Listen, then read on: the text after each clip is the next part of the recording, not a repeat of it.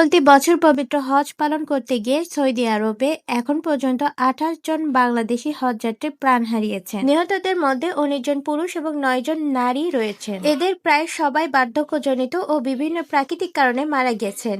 Mission জানিয়েছে এতে কোনো অস্বাভাবিকতা নেই। সৌদির প্রচলিত আইন অনুযায়ী হজে গিয়ে কারো মৃত্যু হলে তার মরদেহ নিজ দেশে ফিরিয়ে নেওয়ার অনুমতি দেওয়া হয় না।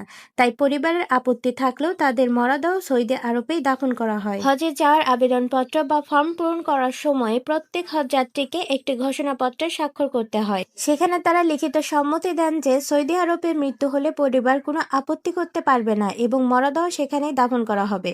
ইসলামী শরীয়ত নিয়ম অনুযায়ী ইসলামে কোনো ব্যক্তি মারা গেলে যত দ্রুত সম্ভব তার কাফন দাফন সম্পন্ন করার তাগিদ দেওয়া হয়েছে। আন্তর্জাতিক প্রক্রিয়ায় মরদেহ নিজ দেশে পাঠাতে গেলে অনেক সময় লেগে যায়, যা এই ইসলামী রীতির পরিপন্থী। মক্কা ও মদিনার মতো পবিত্র স্থাপনে দাফন হওয়া অত্যন্ত মর্যাদাপূর্ণ। লাখ লাখ হাজি ও উমরা পালনকারী উপস্থিতিতে মসজিদুল হারাম বা মসজিদে নববীতে মৃত ব্যক্তির জানাজার নামাজ অনুষ্ঠিত হয়। রাসূল সাল্লাল্লাহু আলাইহি সাল্লামের হাদিস অনুযায়ী হজের সফরে এহরাম অবস্থায় কেউ মারা গেলে তাকে এহরামের কাপড় দিয়েই দাফন করা হয়।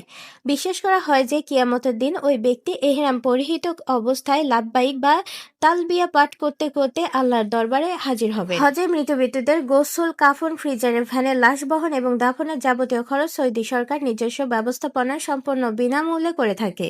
এর জন্য মৃতের পরিবার বা নিজ দেশের সরকারের কোনো অর্থের প্রয়োজন হয় না।